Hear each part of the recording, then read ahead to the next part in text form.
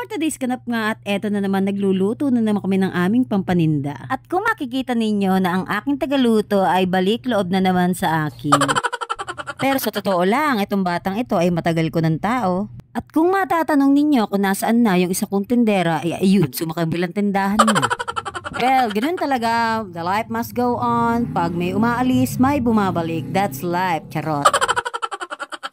Disclaimer po pala sa lahat na ang amin pong pinaglalagyan ng aming lumpiang gulay ay sinisigurado po naming malinis yan. Dahil ang akala po ng iba, porket street food ang tinitinda ay madumi na. Yak, ang aarte nyo. Fast forward na po pala tayo sa aking sunod na gagawin at eto na nga po yung maggagawa po ako ng veggie ball. Isa nga pala ito sa mabenta sa akin. Maghahalu-haluin ko lang po diyan ng cornstarch, harina at saka baking powder. At sunod ko na nga po palang ilalagay ang mga tantiameter kong tahog, charis. At pag napagsama-sama nyo na nga po lahat ng condiments at mga harina, pwede nyo na pong ilagay kung anong gusto nyo. Sa bahay kubo. Ay kahit kubo, pwede nyo nang isama. Charot, nakshuta.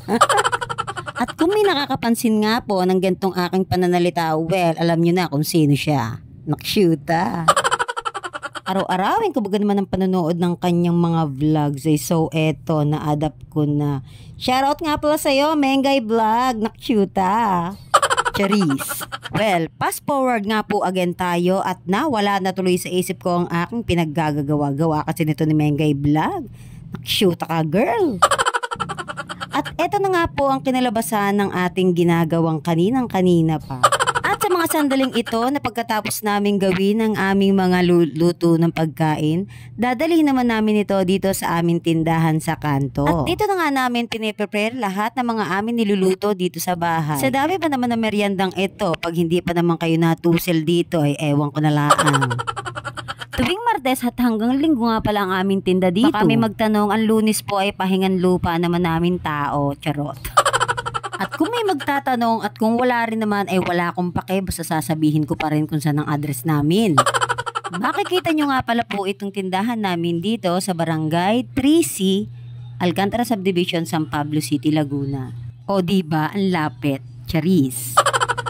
Sa mga makakapanood nga po pala nito, ay ako nga pala ilalambing. Baka naman pwede pong pa-subscribe and follow my Facebook and page account, La Arnie Castañeda sa YT, please. Maraming salamat po. Bye-bye. Thank you.